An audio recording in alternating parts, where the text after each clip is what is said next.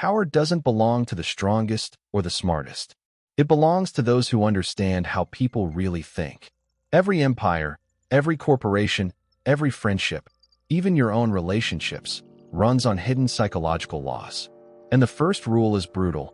The world rewards control, not honesty. In this breakdown of Machiavelli's 8 laws that make you untouchable, you'll learn how the most unshakable minds survive manipulation, earn influence without noise, and turn chaos into leverage. But stay to the end. The final law reveals the mindset shift that turns power from a game into armor. Before we begin, ask yourself one thing. Would you rather be loved or never controlled? Drop your answer in the comments. Because by the end, you'll see why the second choice creates freedom and why most people secretly fear it. Law number 1, strategic opacity. Why do the most powerful people always seem unreadable? It's not luck, it's design. When others can't decode your intentions, they can't predict your moves or manipulate your emotions. Machiavelli warned, everyone sees what you appear to be, few know what you are. Those few words separate the prey from the strategist. Think of conversation as a chessboard. Most people rush to show every piece, their plans, opinions, even insecurities. They think transparency builds trust, but it actually builds vulnerability. The more predictable your next move, the easier you are to corner. Now picture someone who answers questions thoughtfully, never defensively. They reveal enough to stay authentic, but never enough to be fully read. Their silence makes others fill the blanks with imagination, and imagination is the most powerful leash. People fear what they don't understand, but they respect what they can't define. Every word you share is currency. Spend it deliberately. If information is power, then selective silence is armor. This doesn't mean deception, it means direction. You choose where attention flows and where it doesn't. Here's a test. Before you speak, ask yourself, does this strengthen or weaken my position? If it weakens it, hold it back. Strategic opacity isn't hiding, it's sculpting perception. You decide which parts of your truth the world earns the right to see. Short punch. Silence speaks louder than confession. Actionable takeaway. Reveal less than you know. Let curiosity build the respect your words can't demand. Law number 2, adaptive persona. Water adapts to its container, but never loses its nature. That's the secret of those who thrive in every room. Adaptability with identity. You don't change who you are, you change how you express it. Machiavelli once said a prince must appear merciful, faithful, humane, and upright. Appear being the key word. The wise know that perception shapes access. The fool insists on being the same with everyone and calls it honesty, not realizing its social blindness. Watch a master negotiator. In one meeting, they're analytical, discussing metrics and timelines. In the next, they're warm, listening deeply to emotion. The message stays the same, but the delivery transforms. That's not manipulation. That's emotional intelligence sharpened into strategy. Most people listen to reply. Adaptive minds listen to mirror. They read tone, energy, and status dynamics before speaking. They understand that matching the other person's wavelength opens their mind faster than argument ever could. You can't persuade someone you can't connect with. But adaptation without core values becomes camouflage, empty shape-shifting. That's not mastery, that's loss of self. True Machiavellian adaptability means your principles stay fixed while your expression evolves. It's like a diamond refracting light. Many angles, same core. Short punch. Change your approach, not your essence. Actionable takeaway. Before every high-stakes interaction, identify what the other person values. Logic, emotion, status, or security. Then mirror that frequency without betraying your own truth. Law number 3, emotional detachment. Picture this. 2 people stand in the same storm. One panics, shouting at the wind. The other stands still, observing how the wind moves. One is reacting, the other is learning. That difference? Detachment. Machiavelli wrote, "It is safer to be feared than loved if one must choose between the two." But beneath that cold line lies a deeper truth. The truly untouchable person isn't ruled by either. They move beyond fear and love. They act from clarity, not chaos. Detachment isn't coldness, it's control. It's emotional discipline that protects you from the world's manipulation. The moment someone can control your emotions, they control you. When you can't be triggered, you can't be trapped. That's freedom. Most people are slaves to emotional extremes. Anger, jealousy, the need to be right. They mistake reaction for strength. But strength isn't volume. Strength is composure when the world expects your breakdown. The person who stays calm under pressure doesn't just survive, they command. Detachment turns desperation into negotiation power. The one who can walk away holds all the cards. The more you need something, the less you control it. The less you cling, the more you influence. Paradoxical, but true. Practice this daily. When emotion rises, pause before you react. Count backward from 5, breathe, and observe your thoughts instead of obeying them. Your calm mind becomes your weapon. Short punch, emotion fuels others. Discipline fuels kings. Actionable takeaway, don't suppress emotions, separate from them. Feel everything. React to nothing. Law number 4, silent leverage. In a crowded boardroom, one person speaks last. Everyone else debates, argues, performs. The silent one observes. When they finally speak, the room goes quiet, not because they're loud, but because they've earned gravity. That's silent leverage. Machiavelli said, "Never was anything great achieved without danger." But danger doesn't always roar. Sometimes it whispers. Real power doesn't chase attention, it bends attention toward itself. Silent leverage is the art of influencing outcomes without visible force. It's positioning over persuasion. Instead of demanding power, you create conditions where others willingly give it to you. Think of it as social gravity. The less you push, the more they orbit. Here's how it plays out. In conversation, silence is your pressure valve. Most people fear silence and rush to fill it, revealing insecurity, secrets, and leverage points. When you master stillness, people reveal more than they intend. You learn by not talking. You influence by not reacting. In negotiation, silent leverage is built before the meeting begins. You prepare alternatives, build reputation, and signal quiet confidence. The threat of walking away speaks louder than any argument. Power is never announced, it's implied. In relationships and leadership, silent leverage grows through value without demand. The person who consistently provides solutions without needing recognition becomes indispensable. And indispensability breeds influence that no title can replace. Patience is the weapon most people never learn to use. Power earned quietly lasts longer because it's built on trust, not noise. Short punch. Power that whispers lasts longer than power that screams. Actionable takeaway. Let silence work for you. Say less, observe more, and position yourself so your presence carries weight even when your words don't. Law number 5, psychological echo. Imagine sitting across from someone who barely speaks, yet every word they say feels personal, almost like they've read your mind. You walk away thinking, they really get me. But here's the truth, they didn't guess. They mirrored. That's the essence of psychological echo, the ability to reflect another person's emotions, fears, and desires so precisely that they feel understood at their core. Machiavelli hinted at this in The Prince when he wrote, "Men judge more by the eye than by the hand. Everyone sees what you appear to be." In other words, people don't see truth, they see reflection. Human beings are walking mirrors of validation. Deep down, everyone craves recognition, understanding, and belonging. The one who provides it wins influence. This isn't manipulation, it's mastery of empathy with intent. Listen closely to anyone speaking and you'll hear their needs hidden between words. When someone says, "I'm tired of this job," they might be saying, "I don't feel appreciated." When they say, "No one listens to me," they're revealing, "I need significance." Untouchable minds hear emotion beneath logic. They translate pain into patterns, frustration into clues. Then comes the echo. You reframe what they say into understanding.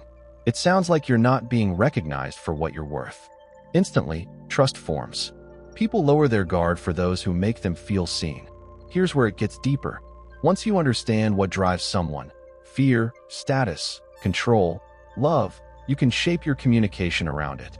For a status-driven mind, praise effort. For a security-driven one, offer stability. For an autonomy-driven one, emphasize freedom. You're not bending truth, you're bending delivery. Psychological echo is the power to connect through reflection rather than persuasion. The key is authenticity. Use it to elevate, not exploit. When used ethically, this law transforms relationships, negotiations, and leadership. Short punch: to influence minds, reflect hearts. Actionable takeaway: listen past words. Mirror needs, not sentences. When people feel understood, they follow willingly. Before we move to the next Machiavellian law, I want to pause for something different. If you've made it this far, you already think differently. You're not watching for entertainment, you're sharpening your edge. That's rare. Most people scroll for comfort. You're here for transformation. So I'll challenge you. Drop a comment below answering this. Which law would make you most untouchable if you mastered it right now? Because reflection without application is just trivia. You don't become powerful by knowing these laws. You become powerful by embodying them. If this mindset resonates with you, the kind that blends strategy, psychology, and ancient philosophy, make sure you're subscribed. Not because I need followers, but because this community is built for people who want to think like tacticians, not followers. Now, take a breath. The next 3 laws will push even deeper. They're not about defending yourself. They're about commanding the field. Short punch: you've learned how to mirror minds. Next, you'll learn how to bend outcomes. Law number 6, moral fluidity. Is being good always the right move? History says no. The most powerful minds understood something society still struggles with. Morality isn't a rigid wall. It's a strategy of timing and consequence. Machiavelli wrote, "Since it is difficult to unite love and fear, it is safer to be feared than loved." To most, that sounds cruel. To the wise, it's context. He wasn't glorifying fear. He was exposing a truth. In an imperfect world, pure morality often loses to pragmatic ethics. This law doesn't teach corruption. It teaches clarity. Being morally fluid means you stop seeing choices as good or bad and start seeing them as useful or harmful in context. A surgeon cuts flesh to save a life, harm for a higher good. The same act in another context would be violence. In leadership, relationships, or strategy, moral absolutism is a trap. You'll hesitate when action is needed. You'll protect one at the cost of many. Machiavellian thinkers ask, what serves the greater result, and can I live with the cost? That's real ethics, responsibility with awareness. Let's bring this down to life scale. Imagine a friend spiraling into self-destruction. The nice move might be to stay silent, to respect boundaries. The moral fluid move? You intervene, even if it hurts, because long-term compassion sometimes requires short-term confrontation. The untouchable mind doesn't abandon morality, it refines it. It knows when kindness becomes weakness and when firmness becomes care. Morality isn't what you follow, it's what you apply. Short punch: principles guide you. Context decides you. Actionable takeaway: define your non-negotiables, but let your strategy adapt. True morality weighs outcomes, not optics. Law number 7, controlled exposure. We live in an age where oversharing is currency. Everyone posts, performs, and pleads for attention. But the more people reveal, the easier they are to read, and the easier they are to control. The untouchable mind plays a different game. Machiavelli warned, men are so simple and so much dominated by their immediate needs that a deceiver will always find those ready to be deceived. He wasn't celebrating deception. He was describing visibility as vulnerability. The more others know your patterns, the easier they can predict and exploit them. Controlled exposure is the art of selective revelation. You don't hide, you curate. You share strategically to shape perception without surrendering privacy. You become memorable, not transparent. Think of your personal life as an empire. Walls protect not because you fear attack, but because value demands defense. In professional life, it's the same. Don't reveal every idea, every plan, every motive. Hold something in reserve. Surprise is the most underused form of power. Reveal results, not processes. People can copy your method, but they can't anticipate your timing. Online, controlled exposure becomes even more critical. Every post, every opinion, every argument builds a public blueprint of your mind. Smart people construct that image intentionally. They reveal enough to attract opportunity, but not enough to be predictable. You can be authentic without being available. Here's the paradox. The less you share, the more people project. And projection creates curiosity, which becomes influence. You don't chase attention, you let mystery make people lean closer. Short punch. The unseen part of you holds the most power. Actionable takeaway. Audit your exposure, socially, professionally, digitally. Ask, does this share strengthen or weaken my leverage? If it weakens it, delete it. Law number 8. Outcome obsession. Two people chase the same goal. One fixates on being right. The other fixates on getting results. Guess which one wins? Machiavelli once wrote, "The promise given was a necessity of the past. The word broken is a necessity of the present." He wasn't celebrating betrayal. He was describing reality. The world rewards adaptability, not purity.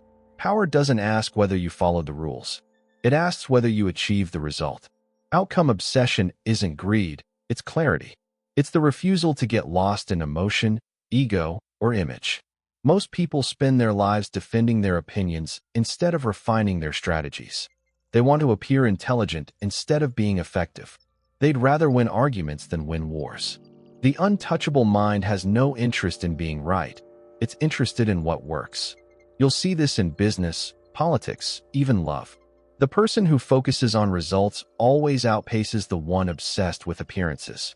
Because results create proof, and proof silences noise. Outcome obsession demands ruthless honesty with yourself. It forces you to measure every effort against its impact. Are you busy, or are you effective? Are you progressing, or just performing? Most people confuse motion with momentum. They run in circles because movement feels like achievement. Here's a truth few will admit. Trying hard doesn't matter if it produces nothing. The world doesn't pay for effort, it pays for outcomes. A leader who works 16 hours but solves nothing is less valuable than the strategist who solves everything in 2. To master this law, detach from methods and worship results. Don't fall in love with your plan, fall in love with progress. If one approach fails, pivot. If one strategy stalls, innovate. Flexibility is the language of power. You're not attached to being right. You're attached to winning intelligently. But here's the warning. Obsession without ethics corrodes integrity. Never chase victory that costs your humanity. Outcome obsession isn't about cutting corners. It's about cutting noise.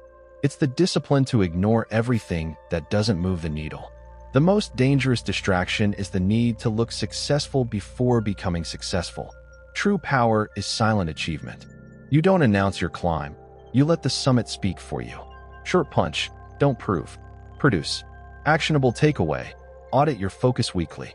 For every action, ask, does this move me closer to the outcome, or just make me feel busy? Then cut the rest. The untouchable mindset.